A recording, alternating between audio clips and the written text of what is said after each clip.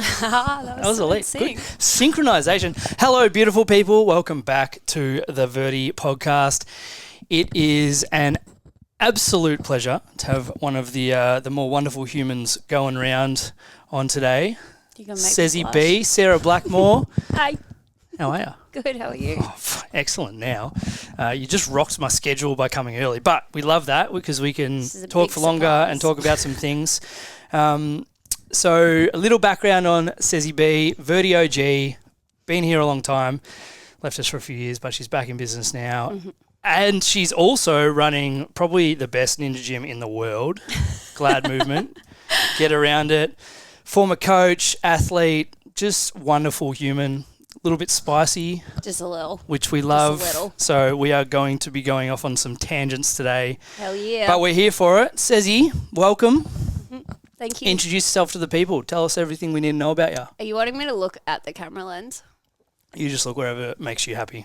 Okay. Cool. I'm Sarah. I, like Locke said, have been coming to Virtus for a little while now. I feel like I've kind of been lucky enough to see how much this place has evolved and how awesome, of a place that Locke has made this and all of his team. So I feel very grateful to be here today, which is fun.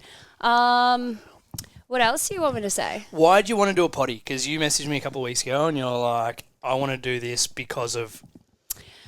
Well, that is a very, very tricky question. You got me straight away with the I think hard it's a one. good. I think it's a good place a good to start starting because point. then we can roll from there. Because as soon as you said it, I was like, obviously, Well, you'd be great for this. It's been a while since I've done a podcast. The last one I did was predominantly around mental health, which was like back in the COVID days. So it was very relevant and very kind of made a lot of sense. But now I've kind of evolved a lot. And I think that a lot of who I am now is very different to back then. And although, yes, mental health is a massive part of my life still and all of that stuff, I've kind of gotten to a point where I understand myself a lot more now, and I want to be able to kind of help other people that might be feeling very lost in their own skin, which I see every day with young people in the gym. So I kind of want to be able to talk about, that transition and how we've kind of built it up and the things that I've used to help me get here. Love that. Thanks. Give us a little maybe checkpoints along the journey through your own mental health journey. I'm going to say journey 17 times, but talk us through your last, say, decade and a half of being a human, becoming a bona fide adult queen, star, business owner. It's been a pretty rad journey, and I've seen you evolve in that time. And I think the people out there probably haven't seen a lot of the stuff that go on behind the scenes, and unless you do, because you have had periods of time where you've shared it a lot, periods of time where you've pulled out. So give us a little snapshot over the last decade and a half, and what got you to this seat right now. Oh, man. I think that extends well past that 10 years. Yep. For me, I kind of look at my journey from since I was a really young kid. In the last, I think I was about 24 when I got my ADHD diagnosis. So the last 5 to 6 years is where I've seen the massive change for myself. I spent a lot of time, especially 10 years ago, concentrating on my mental health and trying to get better at that. But I think that it all kind of stems from when I was really young and not really understanding myself and nobody else understanding who I was either. Yep. And then from there, kind of getting the ADHD diagnosis and starting to go, hang on a second, there's not actually anything wrong with me. It's just the people that I'm around right now don't understand me. Yep. And that for me was a massive change in growth and helping me and all of that kind of stuff. But 10 years ago, I lost my best friend, and that obviously has a massive impact on you regardless. But for me, I went through so much trauma dealing with that, being neurospicy and not knowing anything about it. All of those emotions were so hard for me to understand. Yep. So from there, that's kind of where my journey really, really started to play out. Yeah. Talk me through the diagnosis as a pivotal moment in your development, because I'm 6 months on from the diagnosis, and I almost feel like there's an element of maybe beforehand I didn't really understand it, right? You don't understand what ADHD is, or I think as a society we pigeonhole it into being the kid that can't sit still in the classroom, whereas there's so much more to it. So first of all, what was it like going through that process, being diagnosed, but then for me it was almost like this is day one of like figuring out why my brain works the way it is, because you're a pretty high functioning human. You have coping mechanisms and you work through it, but what's that been like? I mean, the moment that I kind of got the diagnosis, like I've always known, everyone's always known. Like people would say to my mum when I was really young, did you give her red cordial today? Why won't she sit still? Why doesn't she shut up? Why doesn't she, like all of this stuff? Everyone's always known, but because I was that good kid, like I was the kid that would stop and listen in class, and I wasn't, like, yes, I spoke a lot. Like in my self-reports, it was I need to put my hand up more often and like those kind of things, because it wasn't really, really clear and I was so good at masking it. It was never really there. And like I still remember the day that I had kind of like clicked that that's what it was. I was at a music festival and a friend of mine has ADHD, and I just looked at her and I was like, oh, this makes a lot of sense. Like I do what you do.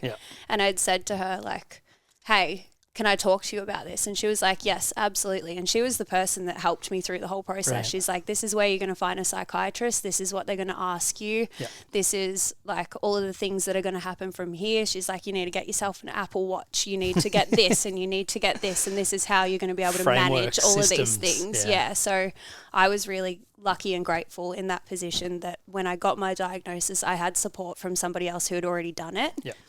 I think the thing that like was really real for me was the moment you get that diagnosis, it's such a weight off your shoulders. Like it kind of just like clicks and goes, oh, okay. Like not that I need medication, which I'm on medication, but like not that I needed that medication in order to accept it. It was more so that the moment somebody said to me and gave me that validation of you're like this because of this.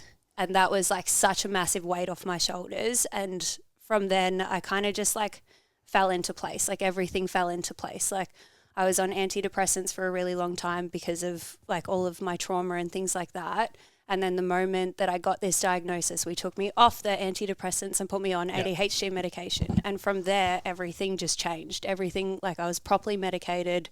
I had the right tools in place to be able to deal with things. But I think, it was a really weird time because it would have been similar to COVID-ish, I want to say. Yeah, would 2019, 2020? Yeah, it would have been around COVID that I got that diagnosis. So sitting in your own bedroom for 6 months straight, just thinking about it. It was great. Taking speed to slow your brain down. Yeah, that's it. That's right. My room was not clean, which is really surprising. It was really, really messy for like 3 weeks and really clean for like 2 days. Not even. I think it was like 24 hours.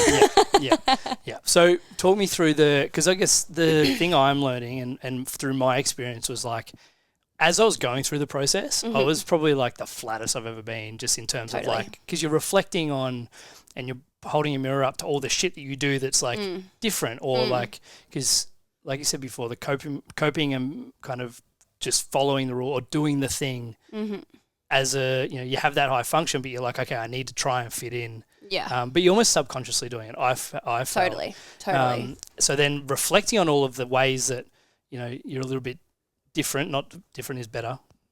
All the best people are, right? That's right. But I think that like I was as flat as a tack for probably 6 weeks going through the process, and then when I was diagnosed, I kind of had a couple of meetings with the psych and the mental health GP, and I was like, I don't want to be medicated. I was like super like, I do not want to be medicated. Yeah. And then the doc's like, here's what I think you should. And about 90 seconds, he was like, okay, I should probably give this a crack. Yeah. And then since then, it's kind of like each step is a little bit more awareness and more you kind of building your capacity. Now that you're 5 years down the down the path, what has the last, say, 3 or 4 years look like after you kind of had that initial like, oh shit, this is how it should be, this is different, but then essentially you've just been layering on capacity since then? Yeah, I think like the first thing that kind of happens is, and this is my experience, that it was exciting. Like I was really excited about it. I was like, what tools am I going to put in place? What things am I going to do to be able to manage this properly? Like, and it was exciting then and there. And then 6 months down the track, I'm bored of it.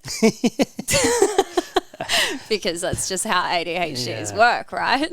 Like I get 6 months in and I'm like, okay, cool, but my laundry still isn't done and my dishes are still messy and there's all of these things. But on like the professional level is where I really like kind of zoned in, and like I kind of wish, this is the only time I've ever said this, but I wish I was medicated earlier for my career. Yeah.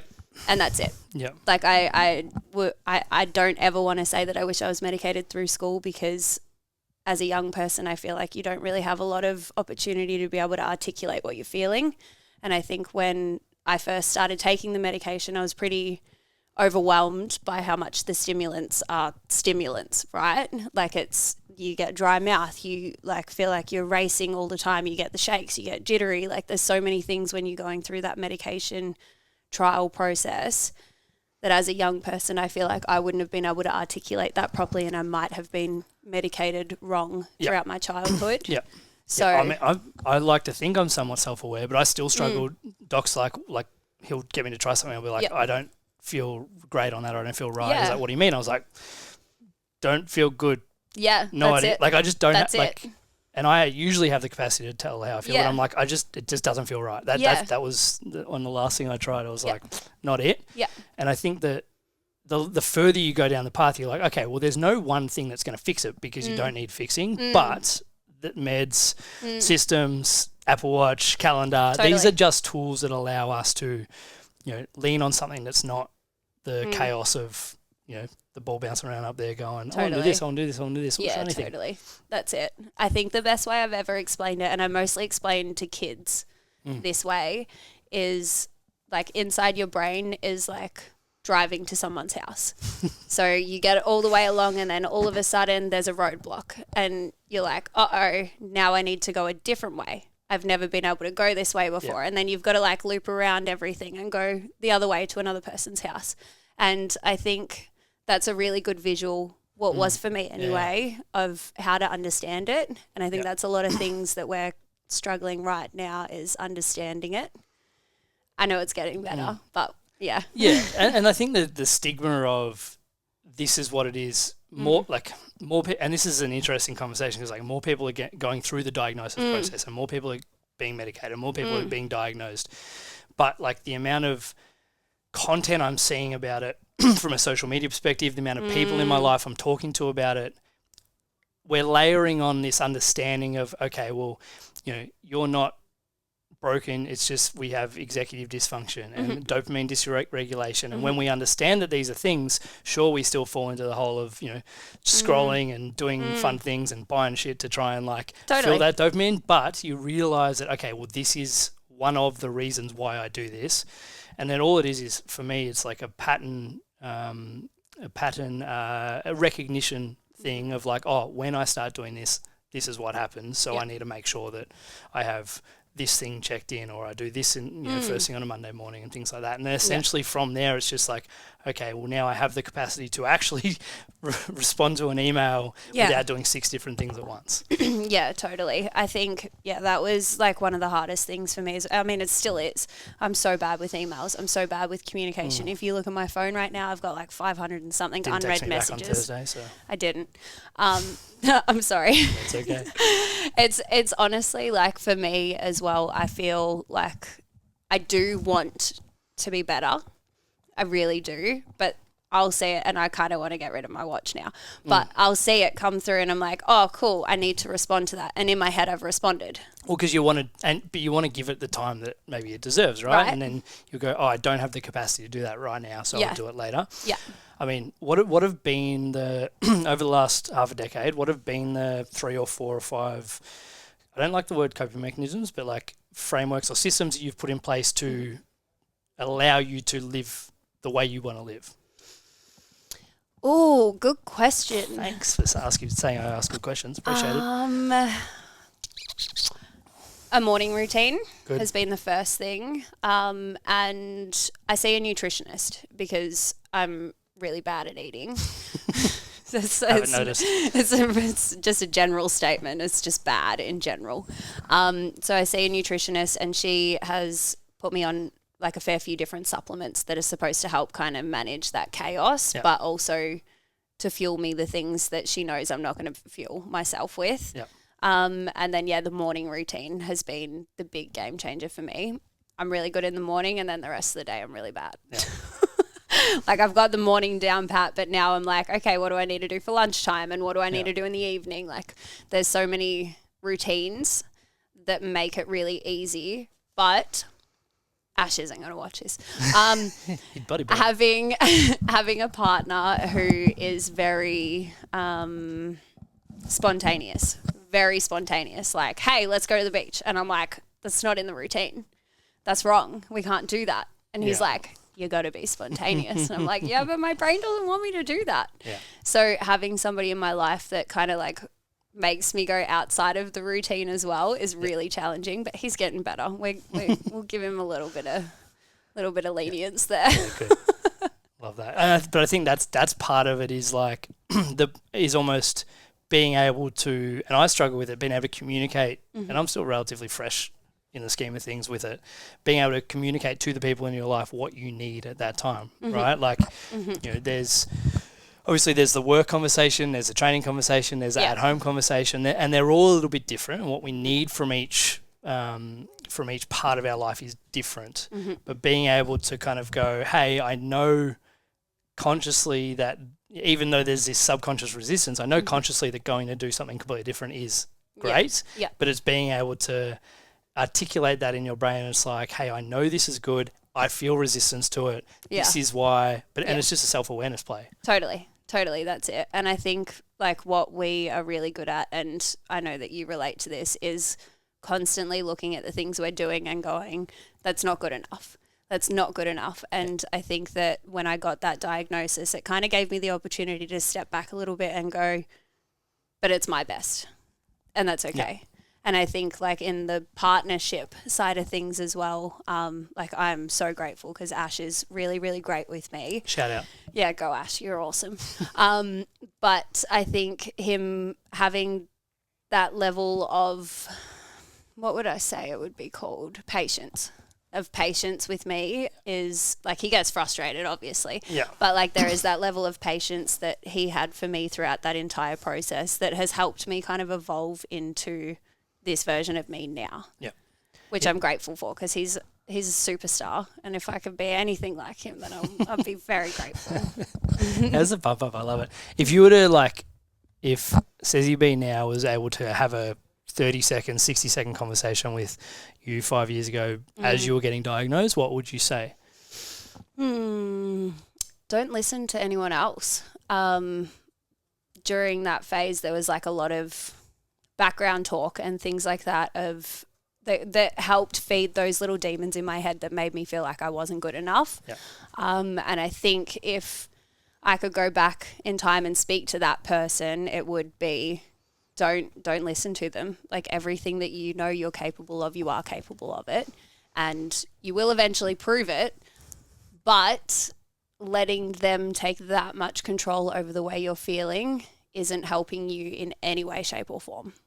And these are your shoes, dude. You got to walk in them. You may as well do it properly.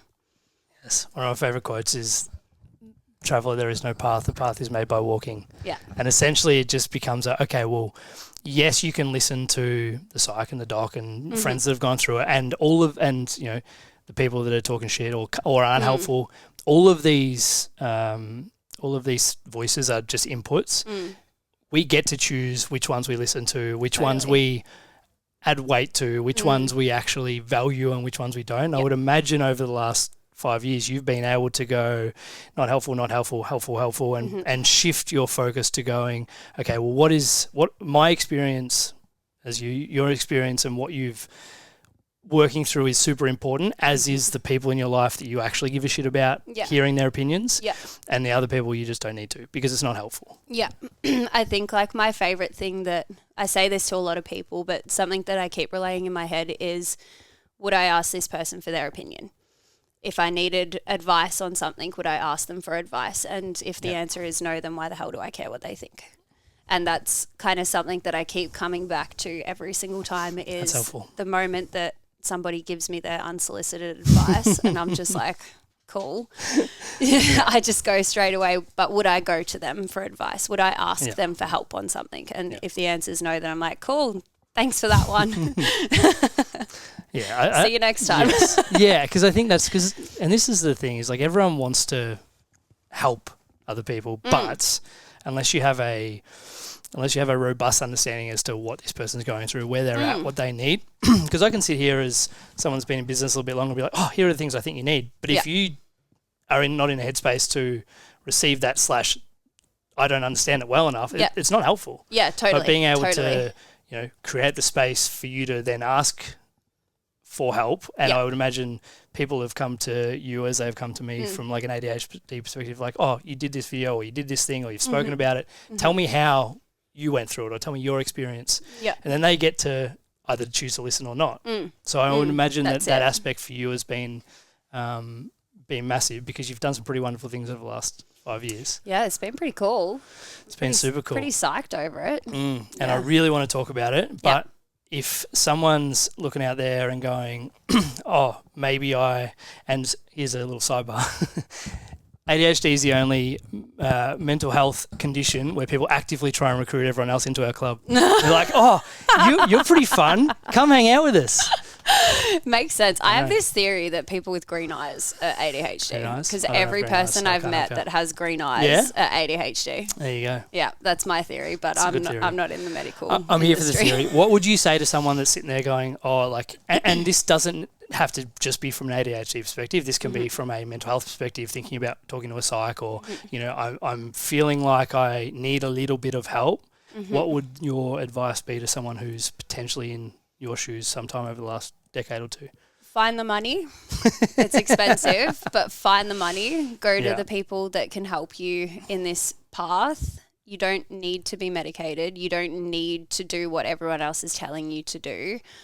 But my suggestion would be at least get the right medical advice, because there's so many things on the internet that tell us that this is what ADHD looks like. And yes, it does, but that's just like a lot of people have those kinds of one symptoms. Lens. Like there's so many different things. You get distracted or highly stimulated in an intense stimulant environment, probably because it's stimulating. So I think that yes, invest the money in it and find a way to do it, because it is an expensive pathway. But once you have that confirmation, like I said before, it's just such a massive weight off your shoulders, and you don't need to go down the medication path or anything like that. You just have that confirmation within yourself, and I think that is the most important part of the whole diagnosis process. Yeah, 100%. I would just say that like self-awareness is a massive part of this, and understanding who you are, what you need, what you value, all of these kind of things. Like, for me, journaling was the thing that kind of allowed me to unlock the understanding, and it's a tool that you can choose to use or not. And meditation from another standpoint, meditation isn't just sitting there and trying to clear your mind. It never happens, but it's actually paying attention to what's bouncing around in there. It's like you're the dude watching your thoughts being the monkey on the tree bouncing between limbs. You're not the monkey. So when you actually understand that and you go, okay, well, I can look at my thoughts, I can observe my thoughts and go, I don't need to buy into the negativity or the negative self-talk or the I can't do this voice. You can just look at it and go, no, it's not me.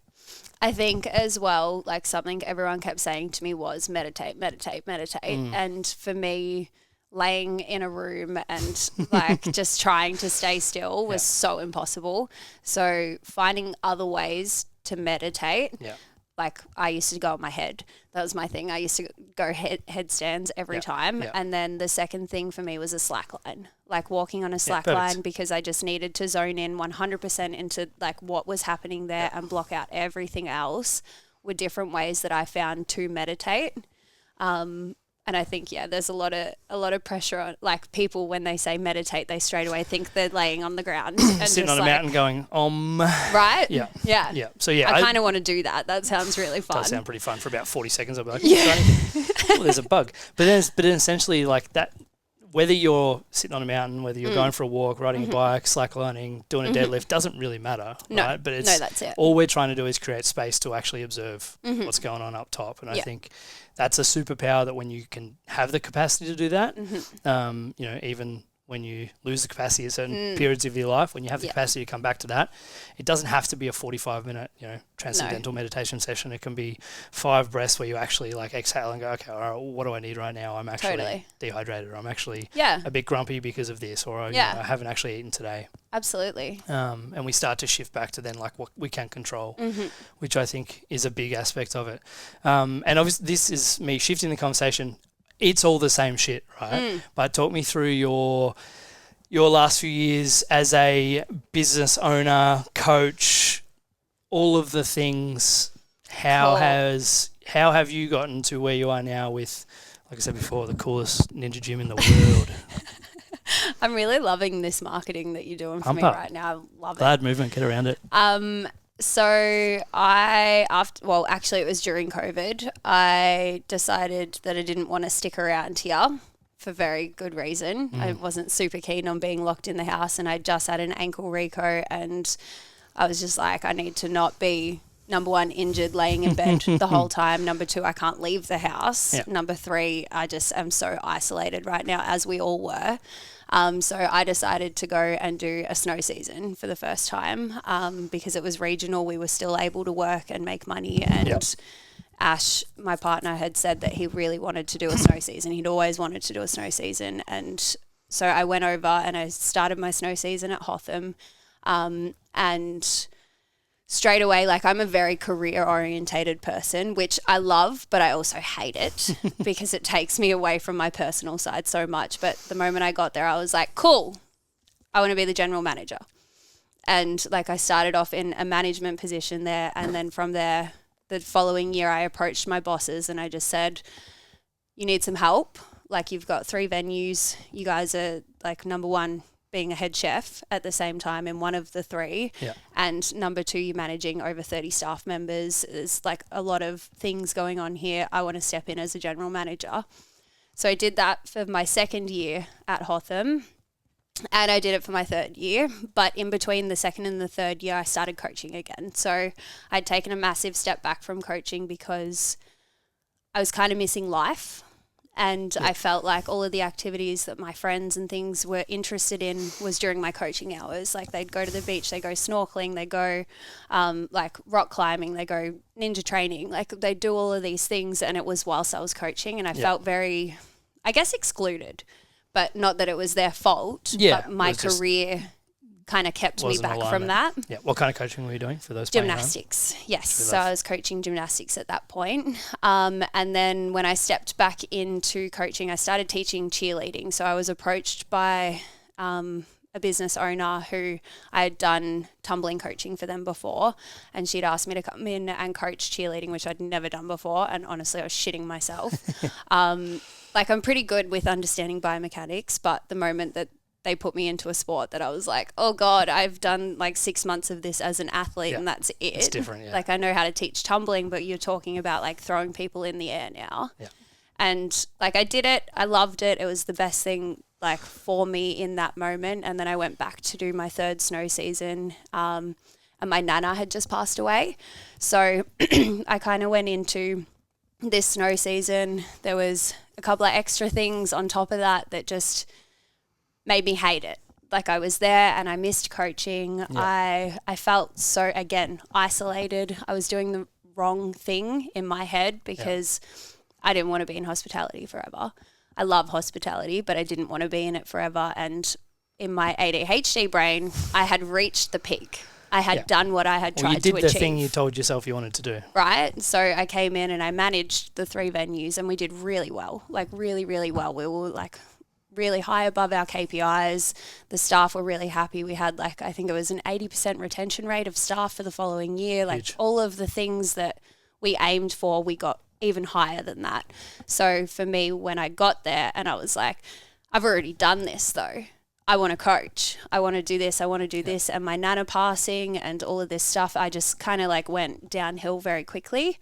So I ended up deciding within the first month of me being at the snow season that I was just going to quit and that I was going to just enjoy the snow season and actually snowboard for the first time forever. Because like when you're working, like I was doing like 70-hour weeks. Yeah.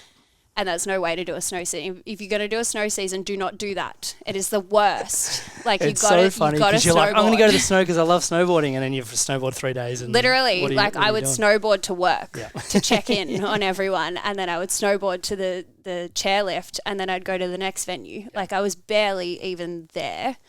And then I came home from the season, and I was just like, I want to open my own gym. I really want to do this. And a friend of mine was selling their space, which was massive. And I approached them and I said, look, I want to buy this gym. And they were like, it's really expensive. And I'm like, oh, well, I don't have any money. So what am I going to do? And they had said to me, what about the compound, the Ninja Gym in Seaford? Why don't you buy that? And I was like, well, I don't want a Ninja Gym. I want to do gymnastics. I want to coach gymnastics and cheerleading. Like that's the path I want to go down now. And he was just like, well, you can make it anything you want it to be. Yeah. And I was like, cool. Okay. So I had a bit of a look into it. I'm like, how am I going to do this financially? What are we going to do here? And I was in a really, really, really lucky position where I paid it off over 12 months. So I was in a position where every bit of money that was coming in was going straight to them so that I could just pay it all off. And I did. I paid it off in 12 months, which was hectic. Well done. Yeah. Yeah. And again, shout out to Ash for paying all the rent and feeding us. It's like little sidebar. It's a nice like reminder because like you've done twice. You went, this is what I want, and you've gone and figured it out, right? Which I think for most people, most young business owners, it's something you have to go through. You have to have that period, but it's like you have to rely on the people around you as well, right? Like there's no such thing. It's a complete myth of like the self-made person. Yeah. Everything 100%. We have is because of the people around us and the people that support us. Yeah, those people that just keep lifting you. And being able to find those allies and lean on those people and ask for help and create that support network is so beneficial because now you're a little bit further ahead and you go, oh, if someone came to me and asked for help in a way that I could help, of course you're going to do it, right? 100%. So I think that is such an important lesson of the figure out what you want. At Hotham, you went, this is how I can be valuable. This is how I can contribute to the thing. Yeah. And then, a couple of years on, because you said the word luck, which is, I don't think it's a lot of luck. I think timing is something that's important, but the luck aspect is just like you manifested that by doing the things that got you to a point where you're like, okay, well, maybe I can actually do this. Yeah. Which is pretty Totally. Yeah. I think something I'm really bad at is stopping to smell the roses. Like I'm always kind of looking for that next thing of like, okay, cool, I did that, but what's next? What's the next thing I have to achieve? And I'm really, really good at just not looking at what we've accomplished, which like what we have accomplished in 20 months. Huge. To see, like we started with 29 members on the very first day and now we're at 270, I think. Pumping. So like in 20 months to be able to achieve that is massive. And I always like tell the staff, I'm like, hey guys, like you're a part of this. This is how we built this. Like without you, this wouldn't have happened. But I'm really good at not reminding myself, which sucks. I'm trying to get better at it. Don't worry, I'll keep asking you what you're proud of. Yeah, thanks. Yeah, but I think that like it's natural to be, and one of the reasons why you've been successful, why you've been able to achieve so much in so many different facets of your life over the last while, is because you're constantly like, what's next? How do I improve? There's that feedback loop of like, yes, now what? Which I think is super helpful. But then I think the flip side of that is to be able to, have a moment where you're like, I'm actually really appreciative of what I've done and how far I've come and how my brain works so that it's allowed me to do this. Yeah. But it's just around like building a system in for reflection. Totally. Right? Like I like to think that we're always in like one of two states. We're more more contraction, like slow down, appreciate, build, and then they're like expansion. It's like I want more, bigger, faster kind of thing. Totally. Whereas I think there's a third state that, talking to a few friends who run businesses lately, it's like who have families as well, kind of forces you to slow down a little bit. Is like that savoring part. Yeah. Is like, because I guarantee the Glad will be in so much of a better space every year if you have. And no, there can be moments. It can be a day or a fortnight or a week or a weekend where you go, I'm actually really able to savor what we've done, enjoy the fruits of your labor, and then go, cool, let's get back to work. Yeah, totally. And I think, I'm pretty good. Like, I have my evening debrief every single night. I call my mum on the way home. How good? Every night. I Shout speak out. to her like 3 times a day. It's the best. She's Queen. like my best friend. But every single night I call mum, I debrief, I go through that stuff. And it's mostly like me being like, this really annoyed me today. And this is like doing my head in. So the moment I get home, I'm like, exhaled. it's done. I'm home now. I'm done. That's it. And it's a 30-minute drive. But I think, something, my mum's pretty good at pulling me up on stuff and being like, yeah, but look at what you have done. Because she's a business owner as well. And she's like, no, but like, stop. And she'll walk up to me while I'm coaching, like walk up behind me and she'll just go, look down the gym. And I'm like, what? And she's like, look what you created.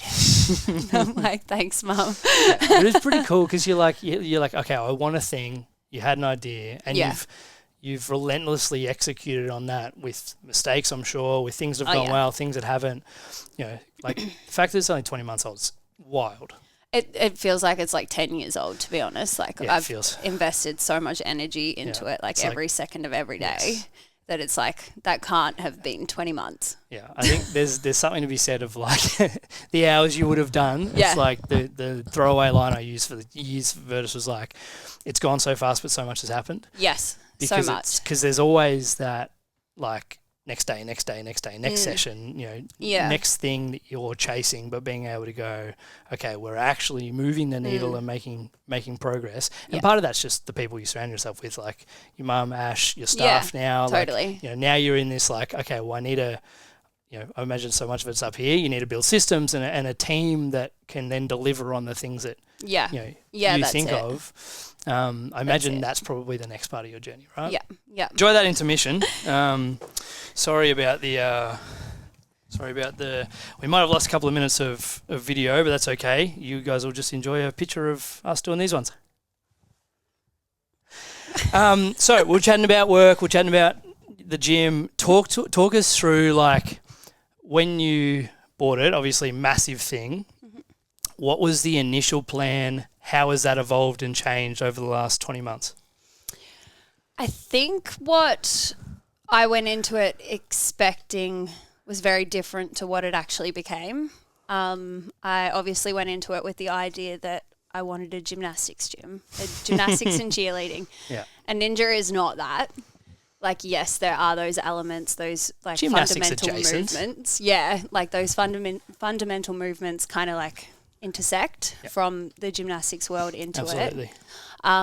But yeah, it was really different, and it wasn't until I was in that space and I met my community and I met all of these kids that I was coaching that I realized my initial plan was too vanilla, like way too vanilla. Yeah. And I think something that I really enjoy doing is, this is so bad, but I really enjoy winging it. I really enjoy just like getting to it and going, okay, cool, now what's this going to become? Yeah.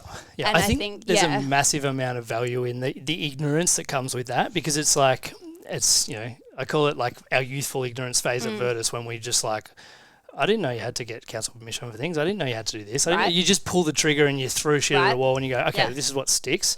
And where are all the people going to park for every hour that you have another 30 people coming through? And it's like, but these are the things that you like out there figure out as you go. Yeah. We used to have the saying, it's like a perfect plan executed next week. Sorry, I always butcher this every fucking time. It's all right. We'll forgive you. An imperfect plan violently executed now is better than a perfect plan executed sometime in the future, right? Because you can go, oh, this actually doesn't work, or this does work, or, and you end up being able to just like not make shit up as you go, but fix and tweak and change and iterate and reiterate as you go. Lessons, right? Exactly. And when you do it from a place of like, like you're not in it to do a 9 to 5 3 days a week, right? You're there to be like, I'm gonna live and breathe this thing for as long as I need to until someone in my life says, dude, you really should just like work a little bit less. Yeah, they always say it to me, and I think that they're the crazy ones, not me. Yeah, but I would agree, right? But then like right now, that's your priority. That's your number one thing. That's the thing that you're building, and I think that's why to this point it's been successful. Now you're in this like, okay, I can't do this forever this way. Yeah. Now you're in the okay, well I've got to shift away from that. Similar to the ADHD stuff, it's like I've got to build systems. I've got to build competencies in my team. I've got to be able to have people who aren't me deliver it the same way or better, ideally, than I would. So what's that headspace shift been, mindset shift? Obviously, it's not a one day you go, I need someone else to do all this, but it's like, I imagine it would be an evolution. Yeah, so next year, we're actually, one of the young girls I used to coach at Peninsula Gymnastics when I first opened contacted me and said, hey, I want to learn from you. Amazing. And I was like, hell yeah, you do, because I don't have any other coaches right now, and this is such a niche sport that please, yes. And she came in like a couple of months from when we opened, and next year she's going to be stepping into full-time work with us. Amazing. So my big thing, especially, I haven't really spoken about this yet, but I worked for Peninsula Gymnastics for a really long time, or not a really long time, I think it was like 6 years. That's a long time. It is, and it was my favourite place I've ever worked. The crew in there were just incredible. They helped me, again, evolve into this person. I met Ash through the gym, all of this stuff. And I've forgotten where I was going with that. Well, I got a question for you. Okay. Why was it your favourite place you ever worked? What about it made it somewhere where you're like, I have that memory, even though you're not there anymore? Because they cared. Like the thing that they did differently to everywhere else that I've ever worked is they saw you as a person, and even though they obviously have bills to pay, you have a job to do, they have all of these things, they were the kind of people that if you were having a shit day, they were going to look out for you first. And if there was a customer that came in that said that you did a really bad job, they backed you 100% the whole way. They paid for your education, and in this world, a lot of people don't understand that coaches in most sports don't get paid to go to competitions. So especially in the gymnastics world, when I stepped away from competitive gymnastics and went to Peninsula Gymnastics, they immediately were like, yeah, so if you're coming to this competition on Sunday, which you're going to do a 10-hour day, 12-hour day, we're going to put that as time in lieu. Perfect. And then if you have something else that you want to do on a certain weekend, you put it in, and that's where like that goes. And for me, that was a really big eye-opener, because they were paying for my Gymnastics Australia registration. They were paying for all of my education. Like the moment I said, I want to go and do a course, they're like, $800, go for it. Yeah, that's cool. Like they really just supported and backed their team.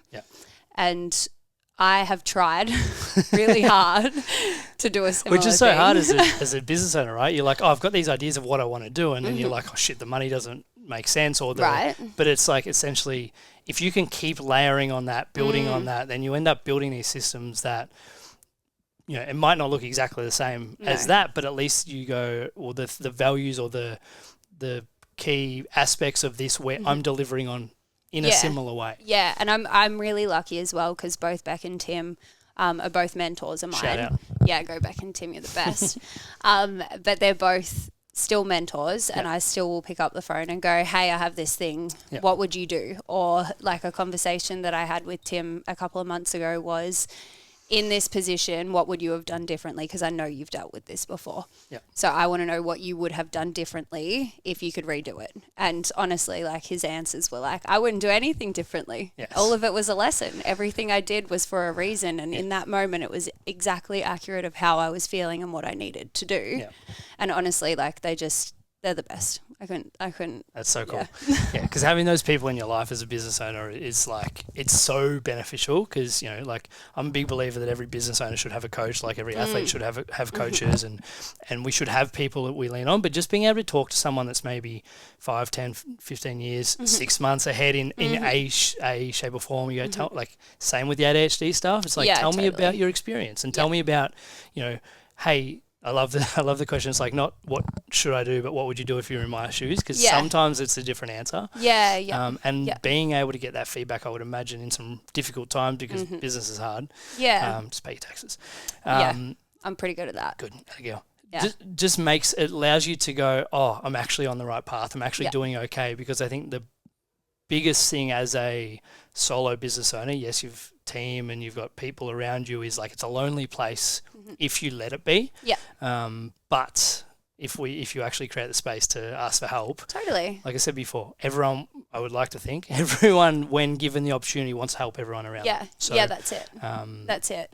That's my radical view on the world, is everyone actually wants to give a shit about each other. Yeah, and I think like we don't need to be competitors. Like as business owners, even if we do have the same target audience and we do have like similar like services and things, I think we don't need to be direct competitors in a negative way. Like we can still be competitors, but in a way where it's positive and we can still help each other out. Like there might be a kid in my program that doesn't like my program. That fits better in theirs. But I still want that child to be able to move somewhere. I want them to do something. So, okay, cool. This is where I suggest that you should try next and see if that's your right spot. Yeah. Because I think there's a lot of ego from the gymnastics world. I can't say from a lot of other places, but from the gymnastics world, there's a lot of ego based around, but I'm the best.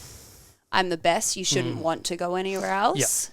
Yeah. And I think that especially like this new generation of people coming through in sport and recreation and in the fitness world, being able to build a more positive approach that we do what we do because we care. Yes.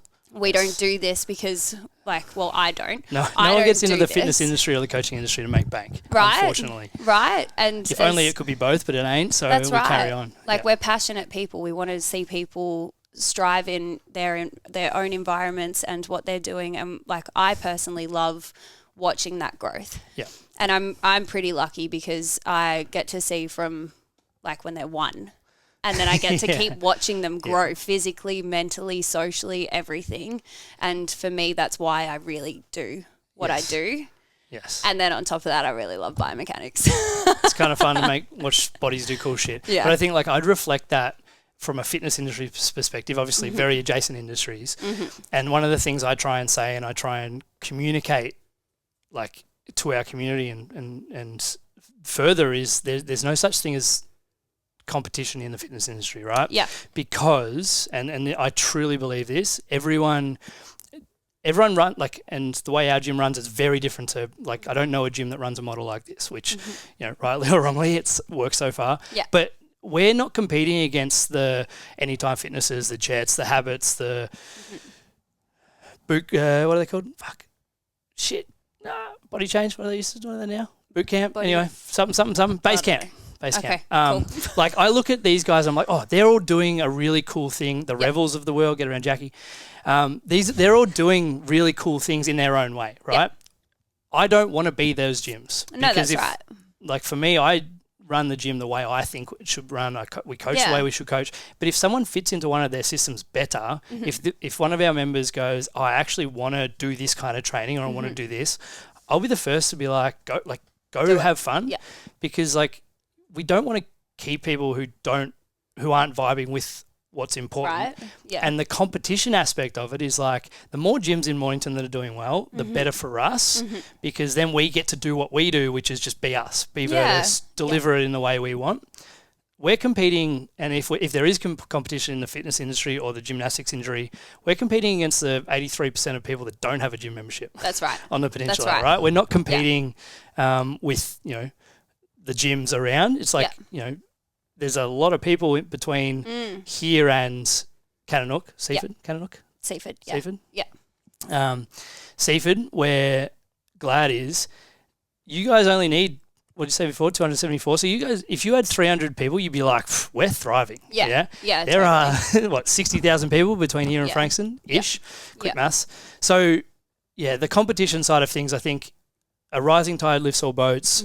We should be collaborating as industries. 100%. Gymnastics, ninja, cheer, fitness, S&C, you know, like, other people do things that maybe you wouldn't do the way that they do it, but this is the whole point, is like be an individual business, do Yeah. what makes you happy, Yeah, what you think is important, totally. listen to what the market wants, but also Yeah. like if you can go to work every day going, I'm running this exactly the way that I think it should be run. Mm-hmm. I might be wrong, but you get to figure it out as you go and make little tweaks and changes and things like Yeah, that. So and I think that's really powerful as well, like being in complete control of how you want things to look and be. And for me, I didn't realize that we were kind of going to target a lot of the neurospicy kids. I didn't realize how much this sport really was attractive to those kind of people. But there's an until element I of was who in you are being reflected in the business you're trying to build, Yeah, right? Like yeah. you want to create a safe space for kids that maybe, aren't fitting into the regular system Totally, to be able to, create a place where they can come and be, like unapologetically themselves, Yeah. to be able to express who they are, express what they're figuring out, to learn from someone that's been where they are. Yeah. And I would imagine that your journey as an athlete to then being a coach has been the thing that's allowed you to create this space where the kids and the people that you coach, they just want to be. Yeah, totally. I think like as an athlete and kind of going into this space, for me as a young kid, I was so misunderstood. I wasn't talking over the top of everyone all the time because I wanted to be rude. I was talking because I had something to say.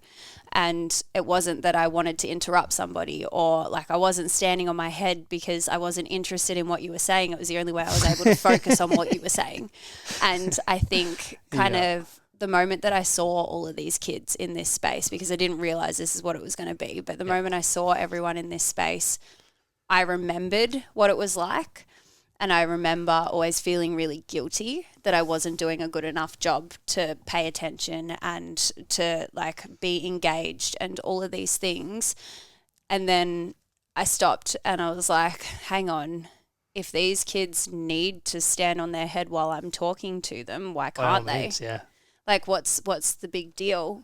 And I remember like it was only in the last 6 months that I've really, really thought about this. But as an athlete, I really wonder what it would have been like for me if I had a coach that understood what was happening. And not that like when we were kids, nobody knew what was happening. Nobody knew what the hell was going on with this ADHD kid that's running around climbing on the roof and doing all of this like really whack stuff. So a part of that also is like the forgiveness and understanding that like it was nobody's fault that they didn't have that level of education, but what can I do right now to be able to help the next generation of athletes who are neurospicy and probably the most talented kids that are in there actually achieve what they want to achieve. Because like it's hard. Like we have kids that come in that their parents, they've had like, let's say, hypothetically, a suspension from school. Yeah. They take everything else away from them as a punishment, but they're still allowed to go to Ninja because it is the most positive thing in their life where they can still be themselves. Yeah. And in that situation, I would be very, very grateful to know that that kid is so comfortable and is so themselves in our space that for them, they're like, if you take Ninja away from me, that is the worst thing you could do ever. Yeah, because I think there's so many layers, and like we've learnt harder on the junior aspect of it. Like the cool thing about being open for so long is we've seen athletes like you develop so much and become like fully fledged adults who I look up to in a massive amount.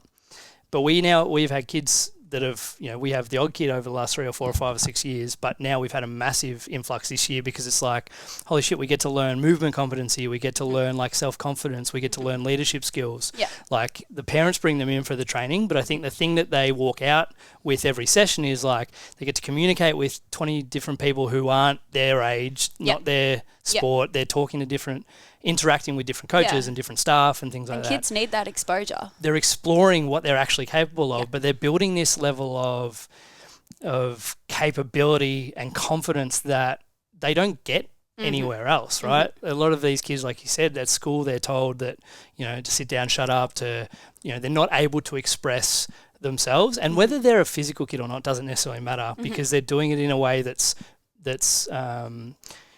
challenges them where they're at. I would imagine with Glad, I took the girls there early days. I really need to bring them back because You do. It's changed a lot. Plus 276 as of next year. We'll work that out. Yeah. But I think then it creates this space for the kids to be able to like, I can express who I am. Yes. I can move my body and learn what I'm capable of, and then I can learn the work ethic and capacity to keep showing up. I have coaches that give a shit and understand who I am. Yeah. And then I get to do it in a space with my peers where like we're all cheering each other and getting around each other and celebrating and doing all these things. Yeah. So big props to the environment you created. And I think the being able to look back and go, this is exactly what I needed as an athlete. Yeah. Is such a cool thing to be able to do. Yeah. Yeah. And that I didn't even realize that that's what I wanted to do until it started. And that I saw all of these kids and I was like, okay, we're going to change this completely. A whole new direction. Let's go for it. But that's the cool thing about being the one that's driving it is you go, you know what? I don't think this is the best way. Yeah. But here's what I'm going to do now. And totally. And I would imagine the evolution, every time you transcend and loop back around, it's like it changes slightly. You know, the goalposts move, but the direction stays the same. It's like, how do we continue to move the needle forward? Like I look at this space and, you know, you've been able to experience it as an athlete to be able to see the differences in the way we coach and how we deliver it and, you know, all of these different changes. But ultimately, the initial reason why it was the way it was because of what I experienced at a VFL level. I was like, oh, this is so cool having all of these people who are here for my growth and my development. Yeah. I get to do it in a group. Everyone's like, you know, the vibe's high. We're all moving together, but I get my own thing to work on. Yeah. With the collective thing. And I think that the way we deliver that's changed astronomically over 11 years. But the thing that stays the same is like the values and the importance of developing, like you were saying before with so Mornington, which was the Peninsula. Yeah. It's like human first, athlete second. It's like how do we build lifelong capacity? Like that's what we're here for. That's right. And I think like for here in particular, I've actually really enjoyed watching how everything has changed over this. I think I started in 2015, 2016. That's crazy. And like being able to see it, like even us having to train outside during COVID, like those Thanks days. for the flashbacks, Do not miss that. Yes. But like being able to see the community that kind of come in and like they then go out and then there's more that come in and then they leave and they come back like me. but like and it's simultaneously the best and the worst part of our job, right? Is like when people leave, and I don't take it as personally as I used to, but like I used to take it so personally. Yeah. But now, like, I'm a little bit more evolved now, I think. Being able to look and go, oh, we played a part of someone's journey, whether it was a month, 6 months, 5 years, 10 years, like it doesn't really matter. If every time someone walked in here, they were able to look on the wall and see better every day and go, you know, I moved the needle today, I did a thing, I learned a thing, I connected with someone. And if someone's able to continually do that over a period of time, they can take that out to the world and influence another gym or influence other people or influence their athletes and do it in a way where it's conducive to making the world a better place, which ultimately I think that's why people become coaches is because they go, I can add value to someone's life, whether it be technical skills, whether it be tactical, whether it be leadership, whether it be growth. Yeah. And then the cool thing is when people land, you know, you bounced around snow seasons for years. You were doing all these other things. We'd see you for a month or two, you know, or 6 months, and you come, you know, you go away for the season. And now I can look at you like someone like you, and you know, this is one of the strengths of Virtus is when it's right again. When you're like, okay, I need to start looking after myself. Yeah. You can shoot me a text, and we can. Yeah. Hey, I'll just jump on a 40-second phone call with you, and we talk for 45 minutes 40 around seconds. around what you're doing and how we can help and those kind of things. And I'm super excited to see you go through the same thing as a business owner, to be able to see people loop back in as more evolved, more capable versions of themselves. Yeah. I'm excited as well. Like I kind of feel like, again, like what I said before, that I've reached like that goal, and not that I'm bored of it, but now I need to create another goal and another like stepping stone or another milestone for me to get to, in order for me to get that dopamine fix. Like I've got to because I'm at the point now where I'm like sitting on my computer and I'm like, what do I need to do? It's a super weird feeling, but it's something like I resonate with that so strongly. Yeah. Like for me, like there's been different chapters and iterations of Virtus, right? Yeah. when they got to a point where, like, you know, I've got a thing I took a photo the other day of like 2021 goals or something that were just on a thing, and I'm like, holy shit, I've ticked all those off. But for a couple of years I went, I've kind of achieved everything I set out to. All I needed to do was like reiterate what winning looked like now, what I need to do now, and what moving forward. Whereas like I kind of had, like, not in a bad thing. It was almost that like savoring without realizing that's what I was doing. But it's almost that sitting in it in purgatory in terms of like, oh, well, I'm just kind of coasting because things are okay. They're not brilliant, but they're not bad. Yeah. And it was almost like having those few years, I ended up, you know, focusing on spending more time with the girls and things like that. Now we're getting out of that phase for me where I'm like, okay, I'm really clear on where growth looks like for Virtus in 2026 and 2027 and, you know, moving forward from there.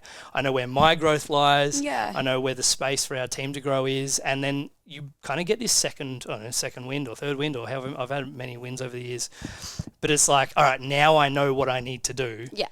But it just, you know, I wish it didn't take me 3 years to figure that headspace, but it takes as long as you need. So I figured it out. Yeah, I think when I know what I'm doing. Yeah, I think when you can almost like achieve the thing, and this goes for any endeavor, whether it be like, you know, I'm going to run a marathon, so you do a 10K, you do a 21K, you know, you do a 6 month training block, and then you run a marathon. You're like, oh fuck, now what do I do with the rest of my life? Yeah. When we can go, all right, well, what do I actually want my life to look like? Yeah. It's values, beliefs, orientated. The actions are just the thing that you do to get there. Yeah. Then it's like, okay, well, you have a really clear goal now. Yeah. I would imagine versus when you started of like, this is what I want my life to look like. How you get there, who knows? But at least the next step or two are in front of you to move forward. And it's honestly been the best thing that I've ever done for myself. Like I've always wanted to own a gym. That has been like, I think I was 14 in business class. I'm going to run a gym. And I was like, they're like, you need to put together a business plan. And I'm like, it'll be a gymnastics gym. And they're like, why don't you look outside of gymnastics and see, like, that's not the best path for you to take. You're not going to make a lot of money. And I'm like, yeah, but that's what I like doing. Yeah. And, like, I always knew I was going to have a gym. And then the moment I got into it, I was like, okay, cool. I found who I am now. Like I pushed it away because I wanted to do those social things and I wanted to explore different career pathways and do all of this other stuff. But the moment that I was in it, I was like, okay, cool, we're there now. I know who I am now. I know my purpose. I know what I'm passionate about. And it really did. Like, did you ask me before what gets me out of bed? Or no, I didn't. Before? I said I was going to maybe ask you at the start, but this is not a bad way. I've got a couple of questions to maybe wrap it up because otherwise we'll talk forever. Yep. What does get you out of bed in the morning? Now I know. The thing that gets me out of bed in the morning is my passion and my drive for my career. Yeah.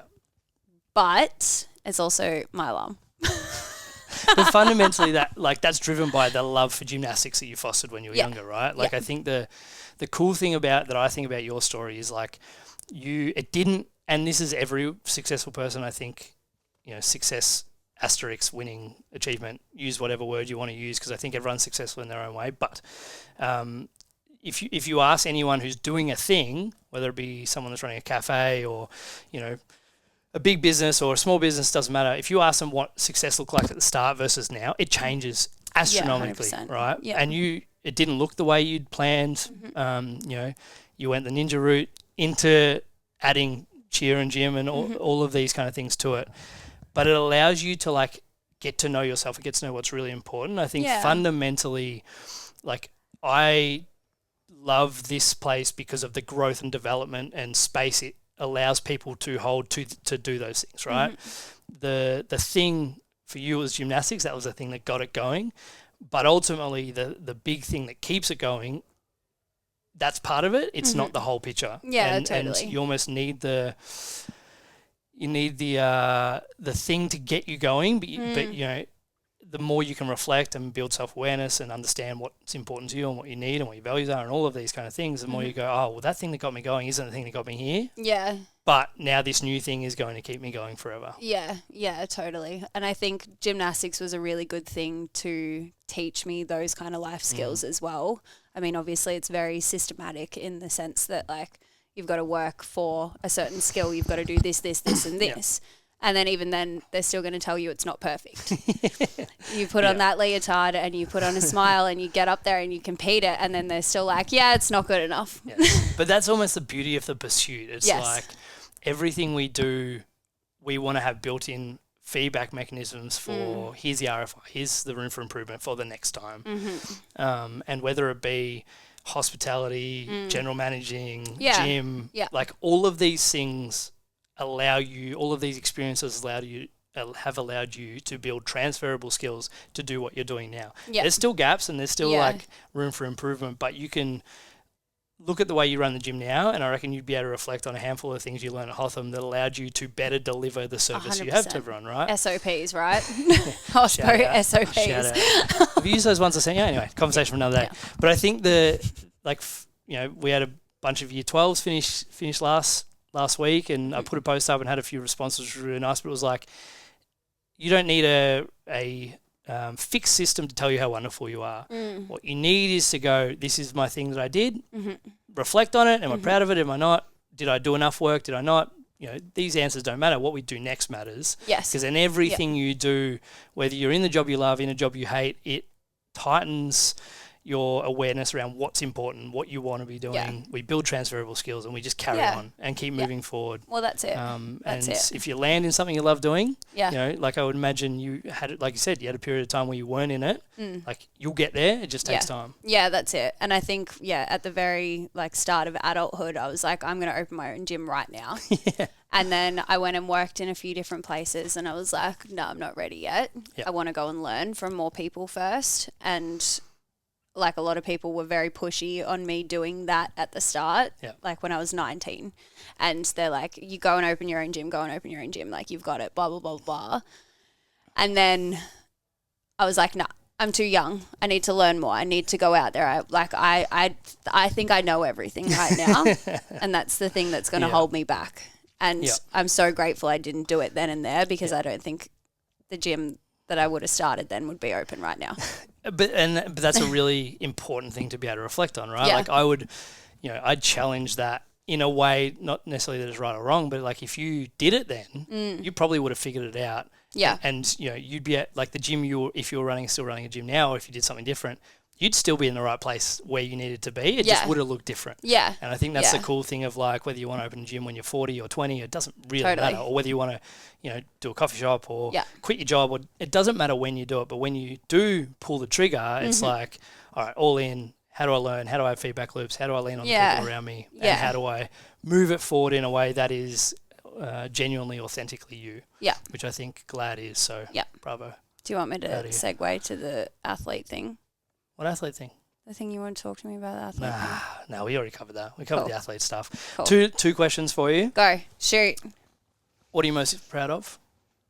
I'm most proud of my self-development, how far I've come as a person and how much I've accepted myself for who I am, because there are a lot of talking back here that tried to make me not me.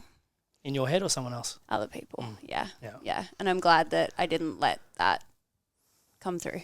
Yeah, I like that. That's really cool. What are you most excited for? I don't know if I'm allowed to tell you. I'm most excited for... Just talk in riddles. Just nonsense. That doesn't sound like me.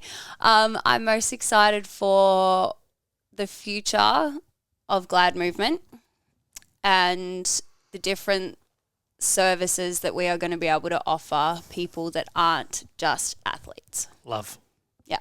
Right. Everyone's an athlete. We'll just have different events. Sezzy B, it's been an absolute pleasure. I'm super proud of you. I'm very excited to see what Glad does. I'm very excited for you to train regularly and look after yourself and eat enough and all of the things. Working on it. How do people find out? Accountability over here. How do people find out about your wonderful gym? How do people get involved? You can head to gladmovement.com. Otherwise, we are in Seaford. We're really bad at responding to emails. We're trying to get better at that, but the neurospicy in us makes it a little bit tricky. So, shoot us an email, head straight to the website. You can book any free trials or have a look at our classes and offering and things like that too. So, please, just don't be too grumpy when we don't get back to you straight away. Just do the double follow-up email. That's super helpful. Please. Thank you. Love your work. Have a good day.